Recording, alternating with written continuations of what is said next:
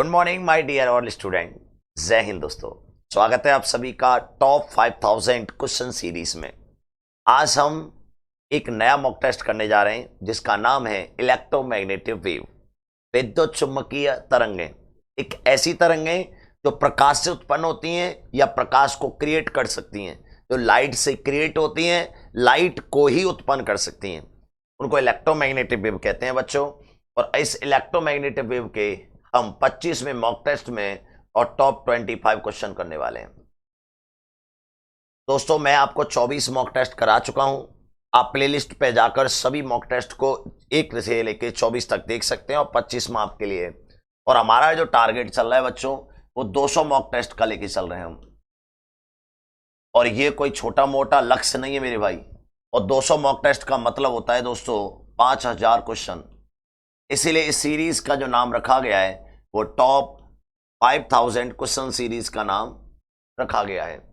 और ज्यादातर इसमें क्वेश्चन जो है वो PYQ है, प्रीवियस ईयर के क्वेश्चन है दोस्तों। बड़ा आनंद आने वाला है, एक एक चीज को हम कवर करने वाले हैं आज के इस सेशन में और आपको बड़ा इंटरेस्ट आएगा। दोस्तों एक एक चीज पर ध्यान दीजिएगा, बिना क्लास को डिस्टर्ब किए सीधे टाइम पर सुबह 7 बजे आपकी लाइव क्लास अपलोड होती है। कोई कोई क्लास थोड़ी सी लेट हो जाती है, बट मैक्सिमम ही ये आपकी अपलोडिंग क्लास होती है वो 7 बजे होती है। दोस्तों हमारे चैनल एक नया है और नए चैनल पर अभी बहुत ही कम सब्सक्राइबर हैं, तो बच्चे लाइव नहीं आते, इसीलिए मैं आपके लिए सभी क्लासें अपलोड करा रहा हूँ 100% फ्री। आपको ये सभी जो क्लासें मिल रही हैं दोस्तों, हम बहुत मेहनत कर रहे हैं, आप लोगों का सपोर्ट चाहिए, प्लीज सपोर्ट करिए। दोस्तों पहला क्वेश्चन आपकी स्क्रीन पर आ रहा है, इलेक्ट्रोमैग्नेटिक वेव का आविष्कार करने वाले वैज्ञानिक का नाम क्या था? ऐसे कौन से वैज्ञानिक थे जिन्होंने इलेक्ट्रोमैग्नेटिक वेव को पहचाना और ढूंढा और बताया कि ये इलेक्ट्रोमैग्नेटिक वेव होती हैं? तो बताइए, हर्ट्ज, मैक्सवेल, न्यूटन या स्टीफन हॉकिंग? तो मैक्सवेल। याद रखिएगा, करेक्टर वाले क्वेश्चन है, पता है तो ठीक, नहीं पता है तो कोई कैलकुलेशन नहीं इसकी। अगला क्वेश्चन, इलेक्ट्रोमैग्नेटिक वेव कब उत्पन्न हुई थी? बेटा कंप्लीट आप 25 क्वेश्चन कर लीजिए, पूरा जन्म से लेकर अंत तक की इलेक्ट्रोमैग्नेटिक वेव की पूरी जानकारी आपको इस मॉक टेस्ट में मिलेगी। इलेक्ट्रोमैग्नेटिक वेव का कब उत्पन्न हुई थी, मतलब इलेक्ट्रोमैग्नेटिक कब उत्पन्न होती हैं, ये पूछा गया है। इलेक्ट्रोमैग्नेटिक वेव 2 कंडीशन में क्रिएट होती है बच्चों। एक तो अगर आप इलेक्ट्रिक फील्ड को मैग्नेट फील्ड के परपेंडिकुलर लगा दें, या तो यह क्रिएट होंगी, या चार्ज को एक्सीलेशन दे दें। मेरे भाइयों आप इन दोनों कामों में से कोई सा भी काम कर दीजिए, इलेक्ट्रोमैग्नेटिक वेव तुरंत क्रिएट हो जाएंगी। आता है समझ में? विद्युत चुम्बकीय तरंगें दोनों क्रिएट हो जाएंगी। अगर हम यहां ध्यान दे रहे हैं, यहां पे ऑप्शन दे रखा है परपेंडिकुलर का, तो इलेक्ट्रिक फील्ड मैग्नेट फील्ड दोनों परपेंडिकुलर होते हैं, तब इलेक्ट्रोमैग्नेटिक वेव क्रिएट होती है। आगे इसके बारे में और जानकारी, इसलिए मैं केवल इतना ही बताऊंगा, जिस क्वेश्चन को करा रहा हूं केवल इतना पूछा गया है। चित्र में इलेक्ट्रोमैग्नेटिक की डायरेक्शन बताइए। देखो बस, तो इलेक्ट्रिक फील्ड मैग्नेट फील्ड जा रहा है एक्स एक्सिस की ओर, इलेक्ट्रिक फील्ड जा रहा है वाई एक्सिस की ओर, तो जेड एक्सिस की ओर जाएगी वेलोसिटी, जिसे हम स्पीड ऑफ लाइट कहते हैं, और जिसकी वैल्यू होती है electric field over magnet field बच्चों। और इन्हीं को लाइट वेव को ही इलेक्ट्रोमैग्नेटिक वेव कहते हैं, कुछ और नहीं है। जो लाइट वेव है ना, प्रकाश तरंगें, वेव ऑप्टिक्स में जो आप पढ़ते हो, वही तरंगें जो होती हैं दोस्तों, वो इलेक्ट्रोमैग्नेटिक वेव होती हैं। ये कराया जाता है कि यदि आपके पास ये एक्स एक्सिस है और ये आपके पास वाई एक्सिस है, ये आपके पास जेड एक्सिस है, यदि मैं यहां पर इस तरीके से ये वेलोसिटी लूं, तो ये प्रकाश की वेलोसिटी आएगी। यदि ये वेलोसिटी आ रही है c, ये आएगा मैग्नेट फील्ड, ये आ रहा है इलेक्ट्रिक फील्ड, तो ये कंडीशन आपने पढ़ी होगी। तो यदि ये इधर है, ये इधर है, तो वेलोसिटी इसके परपेंडिकुलर होगी, लेकिन इसमें उल्टा दिया है तो जेड की ओर वेलोसिटी होगी। Then now C. ठीक है बच्चों, बहुत ही अच्छा पॉइंट। क्वेश्चन नंबर अगला, प्रकाश तरंगें किस प्रकार की तरंगें हैं? लाइट वेव, अभी मैं बता रहा था लाइट वेव ऐसे, इलेक्ट्रोमैग्नेटिक वेव। लाइट वेव कुछ और नहीं है, इलेक्ट्रोमैग्नेटिक वेव है। Very easy question. क्वेश्चन अगला, आई इंटेंसिटी का प्रकाश जब किसी सतह पर गिरता है तो इसकी विकिरण दाब यानी रेडिएशन प्रेशर डालता है। बहुत अच्छा क्वेश्चन है, इसको याद रखिएगा मेरे भाई, याद रखें। देखो बच्चों क्या होता है कि जब आप धूप में निकलते हैं तो अपनी बॉडी पर कुछ प्रेशर महसूस करते हैं, लेकिन उस प्रेशर की वैल्यू इतनी कम होती है कि अगर आप महसूस करना चाहें तो ही कर सकते हैं। जैसे कि आपने सुना होगा कि जब बच्चा पैदा होता है, बच्चा पैदा होते ही रोता क्यों है, पता है आपको? बच्चा पैदा होते ही क्यों रोता है? उसका कारण है क्योंकि वो अपनी बॉडी पर प्रेशर, एटमॉस्फेयर का जो प्रेशर है ना, उसको सहन नहीं कर पाता है, उसको पेन होता है, इसलिए वो रोता है। अगर बच्चा पैदा होने के बाद भी अगर 1 महीने 2 महीने का है और आप उसे धूप में छोड़ दें, पक्का रोएगा, क्योंकि वो उसमें प्रेशर महसूस कर रहा है वो अपनी बॉडी पर। और इस प्रेशर की जो वैल्यू होती है वो होती है intensity over speed of light. ये लाइट की इंटेंसिटी होती है और ये स्पीड ऑफ लाइट, यही होता है न्यूटन पर मीटर स्क्वायर। बच्चों ये बहुत इंपॉर्टेंट है, इसको आप याद रखेंगे। यानी जो प्रकाश है, जो धूप है, वो प्रेशर डालती है बॉडी पर और उसकी वैल्यू होती है I/C। इसके न्यूमेरिकल भी आते हैं और ये खुद भी पूछने को आता है, जैसा यहां दिया है। Next question 581। विजुअल वेव जो होती हैं उनकी वेवलेंथ कितनी होती है? सब जानते हैं बच्चों, विजुअल वेव की जो वेवलेंथ होती है वो 3800 एंगस्ट्रॉन से 7800 एंगस्ट्रॉन होती है। विजुअल वेव क्या होती है, या आप इसे ऐसे भी लिख सकते हैं 4000 एंगस्ट्रॉन। जैसे ऑप्शन दिया हो बेस्ट ऑप्शन वही आप लगा दीजिएगा, 8000 एंगस्ट्रॉन। वैसे आपका करेक्ट ये है, लेकिन कभी कभी ये नहीं दिया जाता तो ये भी लगा देते हैं। अब क्वेश्चन आता है विजुअल वेव क्या है? विजुअल वेव वे हैं जो खुद नहीं दिखती, लेकिन जिस वस्तु पर गिरती है रिफ्लेक्शन के बाद उसको जरूर दिखा देती हैं, दृश्य तरंगें। अगला क्वेश्चन, माइक्रोवेव्स का यूज होता है। देखो बच्चों, माइक्रोवेव का यूज तो कभी सिकाई में तो कर नहीं सकते, ऐसा नहीं है। चिकित्सा में नहीं कर सकते, वस्तुओं को दिखाने में नहीं कर सकते, किस में कर सकते हैं? टेलीविजन में। टेलीविजन, टेलीफोन, रेडियो रिमोट, इन सभी में माइक्रोवेव और रेडियो वेव का यूज किया जाता है। याद रखिए इसकी वेवलेंथ जो होती है 10⁻⁻² से, मतलब सेंटीमीटर से 1 मीटर तक रहती है। अगला, 4000 एंगस्ट्रॉन का प्रकाश जब किसी सेमीकंडक्टर पर गिरता है तो उससे निकलने वाले फोटोन की ऊर्जा, लाइट इलेक्ट्रिक इफेक्ट का एक क्वेश्चन ले लिया है। जो एनर्जी होती है बच्चों फोटोन से, वो होती है hν ओवर hν या hc/λ।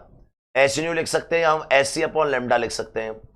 इसकी वैल्यू 2 होती है बच्चों, एक होती है 12400 बच्चों बटे लैम्डा इन एंगस्ट्रॉन। तो ये आपके पास इलेक्ट्रॉन वोल्ट में आती है, या आप इसे लिख सकते हैं 2 × 10⁻⁻25 25, और लैम्डा को ले सकते हैं आप मीटर, तो ये जूल में आती है। तो ये बच्चों 2 वैल्यू होती हैं, दोनों परफेक्ट ध्यान रखनी है आपको। आपको जब एंगस्ट्रॉन में दे रखा है वेवलेंथ, तो एनर्जी को हम लेंगे 12400 बटे 4000। क्या आ जाएगा दोस्तों? ये इलेक्ट्रॉन वोल्ट में आ जाएगा। यहां से हम 1 2 3 1 2 और यहां पॉइंट लग जाएगा, तो ये 12.4 बच्चों अपॉन 4। इसका भाग देंगे तो 4 × 12 और 4 × 4 इलेक्ट्रॉन वोल्ट, तो 3.1 electron volt. Very easy and important question बच्चों, कई बार आया है क्वेश्चन। इस तरीके के क्वेश्चनों को ध्यान रखना है। अगर यही क्वेश्चन जूल में निकालना होता तो हम इससे वाले लगा देते हैं। एक्चुअली यहाँ H Planck constant C speed of light है, कैलकुलेशन करने के बाद आपके लिए शॉर्ट ट्रिक तैयार की गई है। प्लांक कांस्टेंट एच की वैल्यू भी पूछ ली आपसे अगले क्वेश्चन में। सब जानते हैं एच की जो वैल्यू होती है, पहले तो आप वैल्यू पता होनी चाहिए, दूसरा यूनिट 6.67 × 10⁻⁻34, और इसकी यूनिट होती है जूल सेकेंड दोस्तों। और एक और बता देते हैं, प्लांक कांस्टेंट एंगुलर मोमेंटम की तरह यूनिट रखता है। Repeat, Planck constant angular momentum की तरह, यानी कोणीय संवेग की तरह मात्रक रखता है, तो इसलिए गलती नहीं होना चाहिए आपसे। ये पूछा गया है कई बार, ठीक है बच्चों। जो क्वेश्चन पूछे जा रहे हैं मैं सबको रिपीट करता हूं, वहां रख दीजिए, ध्यान रखिएगा बच्चों इस चीज को। अगला क्वेश्चन आपके स्क्रीन पर आ रहा है 585 बच्चों। मैक्सवेल के अनुसार इलेक्ट्रोमैग्नेटिक वेव का निर्वात में वेग होता है। बेटो मैक्सवेल ने यह कहा था इलेक्ट्रो जो मैग्नेटिक वेव है ये कुछ और नहीं है, स्पीड ऑफ लाइट है। और स्पीड ऑफ लाइट जो होती है वो 3 × 10⁸ मीटर पर सेकेंड होती है, इसमें कोई डाउट नहीं है, तो इसीलिए इसमें कोई पूछने वाली बात नहीं है। देन आओ आंसर सी बच्चों। अगर हमारे पास क्वेश्चन पूछा जा रहा है इलेक्ट्रोमैग्नेटिक वेव की जो इक्वेशन दे रखी है E = E0 sin kx - ωt, बच्चों इसमें बहुत इंपॉर्टेंट बात पूछी है, ये मैं चाहता भी था ऐसा कोई क्वेश्चन आना चाहिए।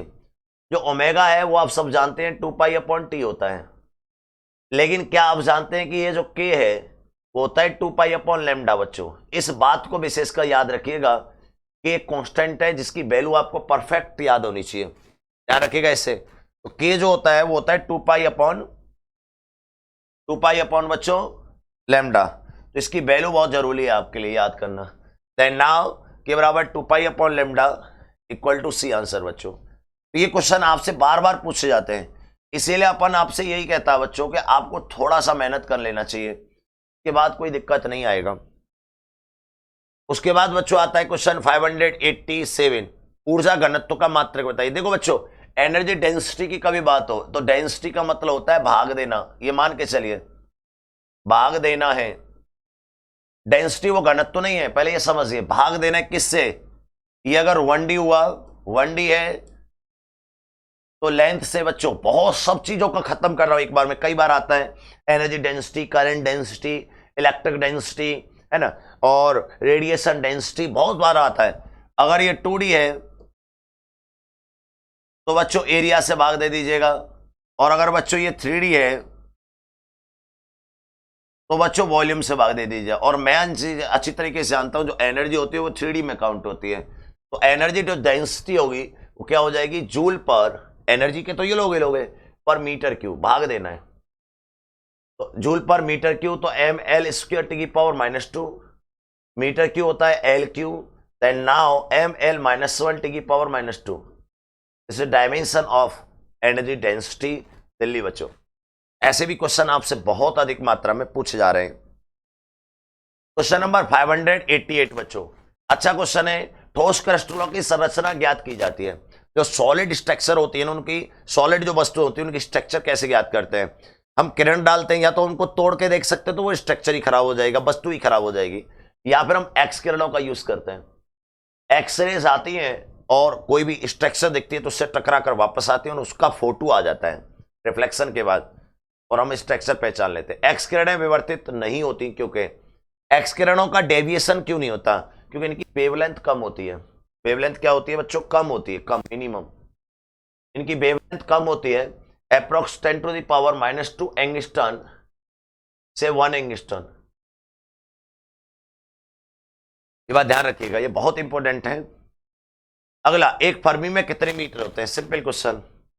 1 फर्मी इक्वल टू 10⁻⁻15 मीटर। और यह रेडिएशन होती है किसकी? नाभिक का, न्यूक्लियन का। न्यूक्लियन का ये रेडियस होता है बच्चों, बहुत इंपॉर्टेंट है। क्वेश्चन अगला, इलेक्ट्रोमैग्नेटिक वेव की प्रकृति होती है। ये बहुत अच्छा क्वेश्चन है। नेचर ऑफ इलेक्ट्रोमैग्नेटिक वेव, और स्पीड ऑफ लाइट होता है। और स्पीड ऑफ लाइट किस तरीके से चलता है? लाइट ऐसे चलती है बच्चों, और लाइट ऐसे, इसको क्या बोलते हैं? ट्रांसवर्स बोलते हैं, या फिर हम बोलते हैं अनुप्रस्थ, लैटिट्यूडनल। इलेक्ट्रोमैग्नेटिक वेव पर आवेश होता है। अच्छा एक बात बताओ, इलेक्ट्रोमैग्नेटिक वेव क्या होती है? ये प्रकाश होता है बच्चों, और प्रकाश में करंट नहीं आता। क्या होता है बच्चों? प्रकाश, और प्रकाश में कोई करंट नहीं होता, कोई भी चार्ज नहीं होता,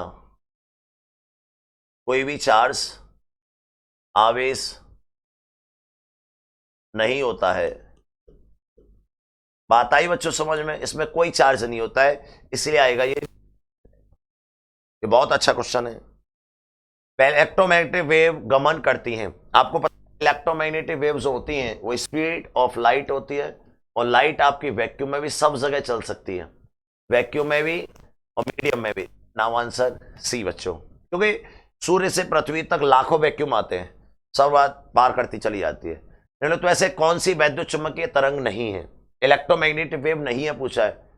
हीट वेव होती है, इलेक्ट्रोमैग्नेटिक वेव, लाइट वेव होती है, गामा वेव होती है, तो इसमें से कोई ऑप्शन नहीं है, नन ऑफ दिस ऑप्शन। यानी सभी हैं, इलेक्ट्रोमैग्नेटिक वेव सभी है, तो कोई ऑप्शन नहीं, तो इसलिए इस बच्चों भी होती है एक कंडीशन में। अगला, क्रिस्टलीय संरचना का अध्ययन किसने किया जाता है? बच्चों बताओ, क्रिस्टल संरचना का अध्ययन किससे किया जाता है? अच्छा पिछला क्वेश्चन में गड़बड़ हो गया क्या? नहीं है पूछा है, ओहो सही है, बात सही है।